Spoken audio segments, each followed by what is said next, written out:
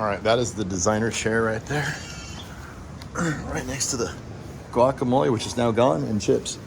And there is my subject material I'm working on. Here it is, the fast and dirty Gary landscape plan. I'll explain it to you. And that is, let's see here. Here's the pool, obviously. There's going to be a sunken seating area in here.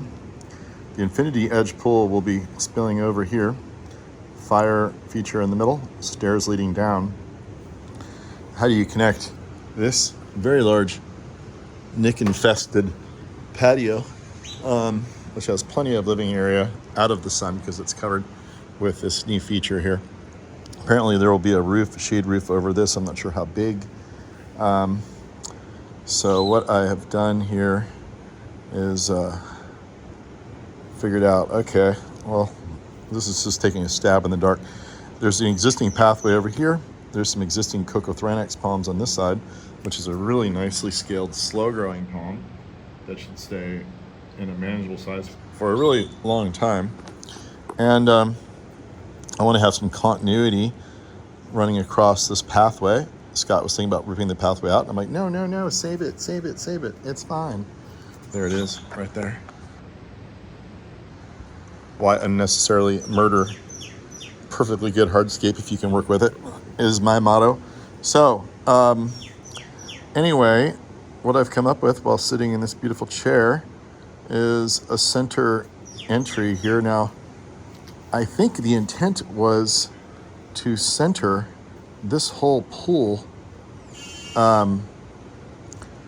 with this arch and between these two pillars, but being that it's Mexico, is that bad to say? A little. It's the reality of things that, it's like, it's off.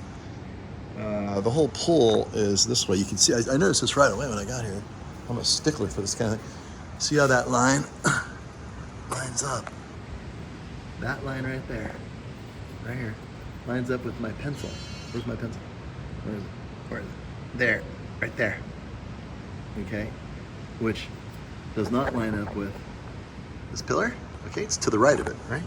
Okay, well then, if you go over here. Well, it sort of lines up. No, it doesn't. This one here is also north of it. There's the line right there, line of the edge of the pool, and it's here. No, I know. But anyway, so how do you overcome that? This kind of thing happens, and I can make this work.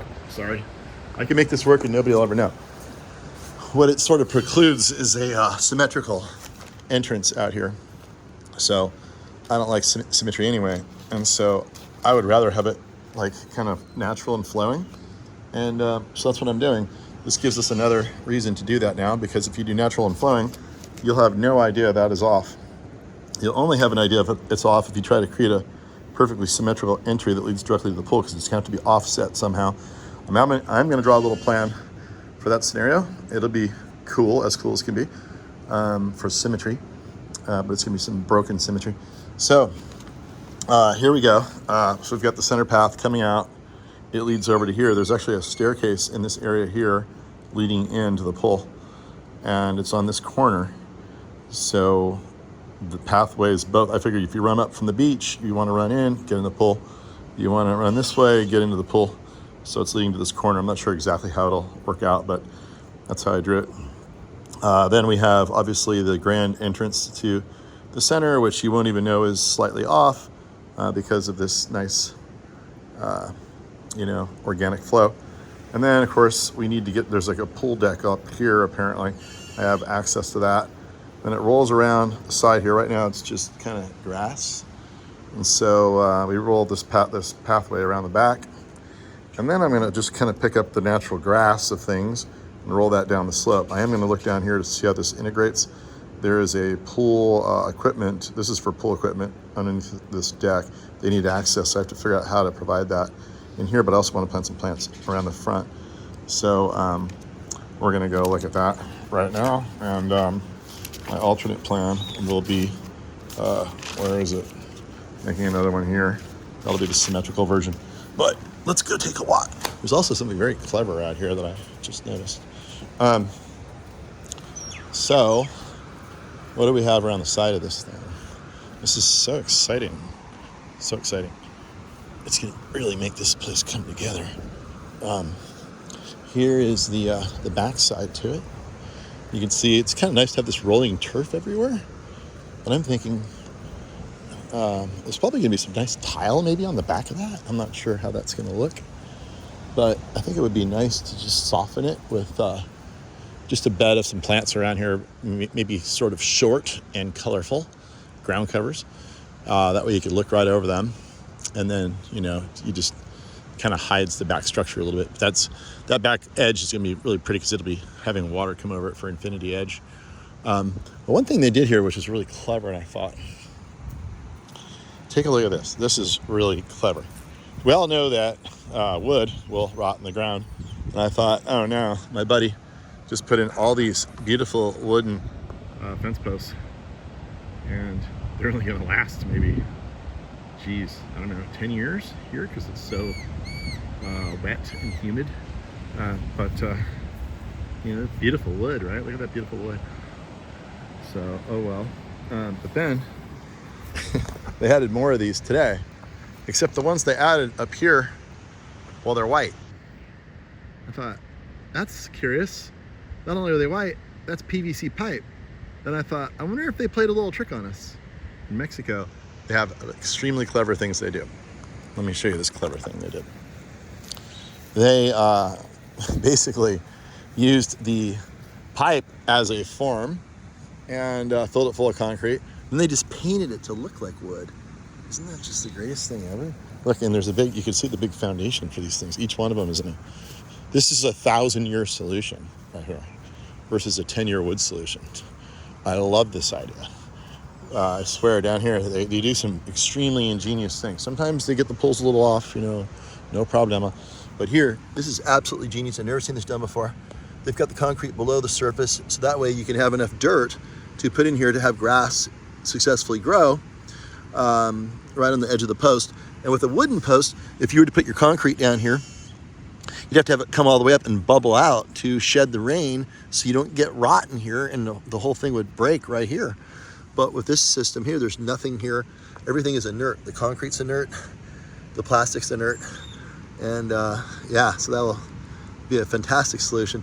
And because it's all inert, you can get 6 inches of soil and then you pretty much can grow any kind of ground cover there. That'll look great. So, but these things are that happened today, actually. It's still wet. Look, I could put a little palm tree here, right there. Little palm tree.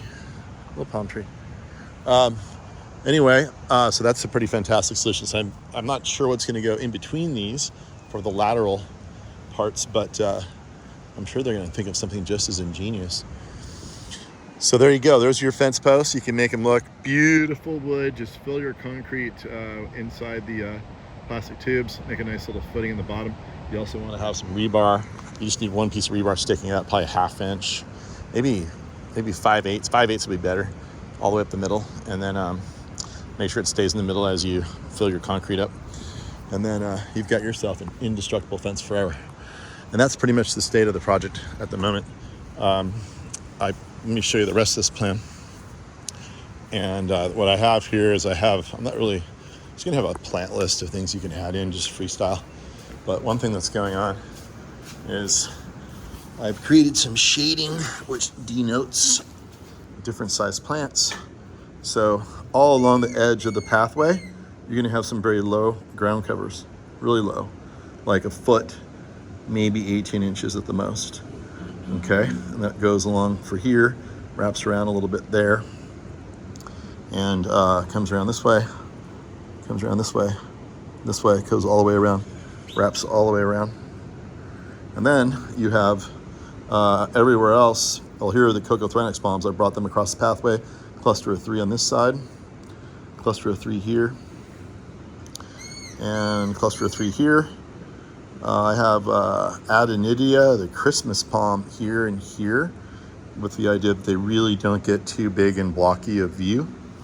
And then in the areas that are not shaded, those are going to be some really colorful shrubbery that will only get up to maybe 3 or 4 feet only top height. That way you'll get some separation around here. Right now it's just totally open, kind of naked to the world.